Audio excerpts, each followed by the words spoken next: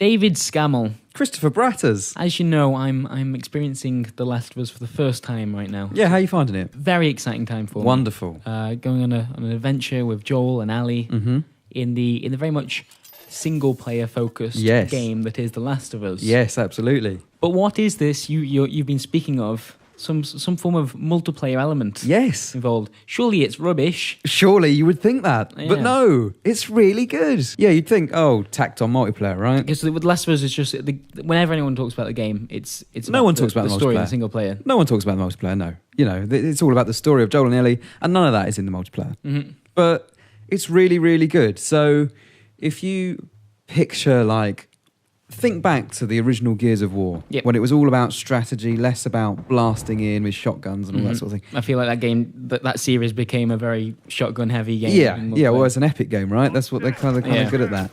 But no, when it was all kind of tense and, if I die, I don't respawn and things like that. It's got that original, you've got to be aware of your surroundings, aware of where the rest of your team are, and aware of where everyone else is as well. But yeah, no, it's a third-person shooter, but it borrows a lot of the mechanics of the single-player game. Yeah, I've just been watching you play it, and that is the really impressive bit. It looks like it hasn't forgotten The Last of Us element. So there's the crafting side to it, straight out of the single player, and it's all the same menus as it is in the single player. Like you need the same items to do it with. The sound is still really important as well. The way you move around. Like a lot of the game, whilst you were playing, I noticed it was just silent at the beginning. Just like you'd hear like muffled grunts as people were climbing over things. Yeah, and that was actually a giveaway as to the fact that something's about to come. It is all about audio, and you can still sneak around using listen mode. And now there are perks that you can use to your advantage. That is the one major difference, I guess, to the single player. But no, really good fun and really tense as well sometimes, especially on the nighttime maps. There's none of the infected is involved. There's none of that horror stuff. It tries to tell a narrative. The scariest part of a post-apocalyptic world, David Scammell, is the people themselves. That's true. Yeah, that's true, Braz. And so when you start out your multiplayer campaign, you can choose to play as the Hunters or the Fireflies. Yep. It doesn't really make any difference at all. It's just different skins, I think. And you don't level up in a traditional way like you would in multiplayer. So from what I gather, and I haven't actually played through a multiplayer campaign yet, this is what I've kind of read about it, is that there are 12 or 13 weeks, and each game that you play is another day in one of those weeks.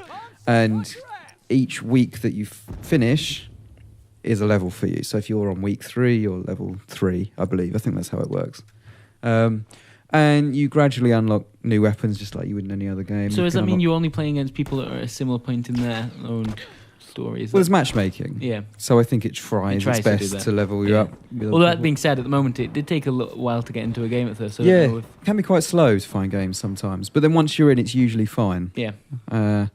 So hopefully that'll be patched out. Hopefully that's just a minor thing. But I think, one of these things is that there'll be a lot of people, like me included, like I've never made any secrets about this. Last generation, if I was playing a multiplayer game, it was pretty much always on Xbox 360. Yep. And PS3, I dabble in multiplayer once or twice, but it never really, that wasn't my platform. Yeah, for me, it was my group of friends were on the 360, so there was never a reason to play on the Exactly. Whereas this generation, I think for a lot of people, it'll be the other way around. And I think a lot of people will be tempted to think, well, The Last of Us, no one played it last year, multiplayer, which I think some of them actually did.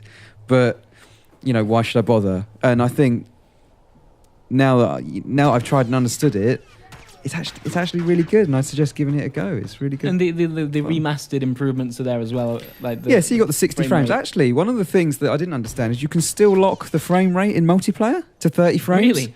And I don't know why you'd ever do that, because you're going to be at a disadvantage there against other people. But there's still the better shadows at 30 frames and all that if you really want that. But 60 frames. I'm still not convinced that option isn't in there, so people can go, this is why I paid this much money for the remastered version. Look at that 30 frame nonsense. The gameplay we were showing, by the way, is from the supply raids matches, which is... So there's 3 modes. There's supply raid, I can't remember the name of the next one, and interrogator, I think it's called. So essentially it's team deathmatch with a certain amount of respawns. Yeah, that's also a Gears kind of feel to it, isn't it? The fact that you have a certain amount of respawns as a team, and then once that's out, Yeah. you like if you die, you won't come back. And the rest of your team has to fight on their own. The next mode, I can't remember the name, but it's the same, but there's no respawns. So one life. So you start one life games then? Yeah, I think it's the best of 7 matches, or rounds rather. Sorry. So I imagine they're quite quick, but you know. And the next one is Interrogator. I think it's the same as Supply Raid, except when we're executing people, so you get them down, you execute them. Instead of executing them, you have to interrogate them first, and then they tell you where a certain drop point is, and you have to go and reach that point. But okay. I understand that. That's not a lot of modes, but I understand why those 3 are the ones they use, because so certain types of games that work in other shooters wouldn't work in this. The reason this is actually a fun multiplayer thing is because it remembers the Last of Us elements. It knows what it is. You know, it doesn't, like Dead Space 2, for example, that had a multiplayer mode that was just purely tacked on, and it didn't add anything, it didn't really do anything. If this felt arcadey and that you were just like, you die, you respawn, it doesn't matter, just keep going back into the action, there's no if it was just Gears, I wouldn't be playing it.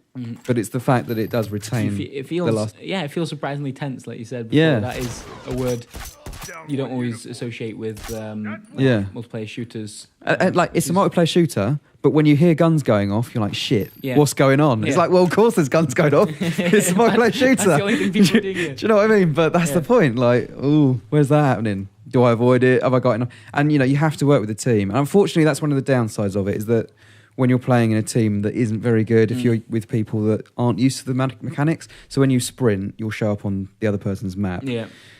If you're playing with people that are sprinting, you're not going to have a very good time, because that'll give the position of the team away, essentially. And you can't really go lone soldier on it. It's quite lone wolf. It can be a bit frustrating. There were a couple of times when you were downed and there was someone nearby, but they either didn't notice or didn't react quickly enough to get you back up, which when you've got so few lives, and the respawn time is a good few seconds.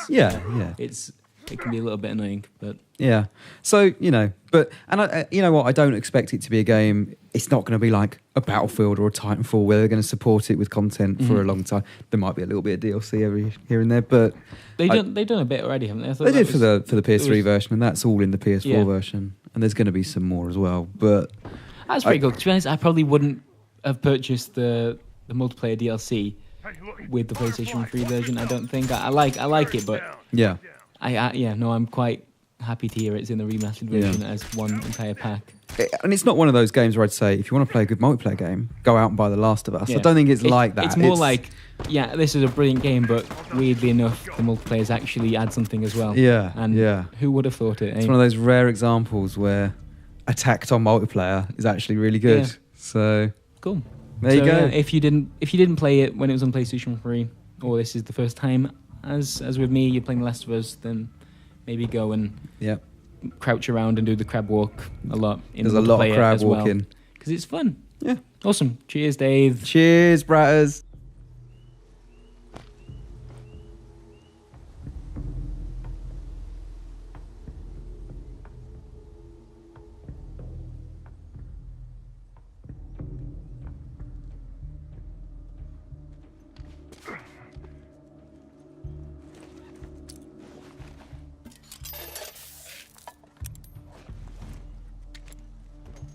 I'm set. Straggler!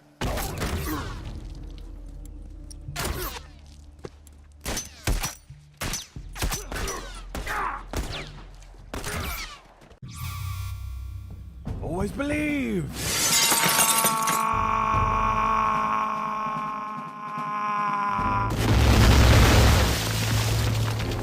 Now that's powerful. Subscribe.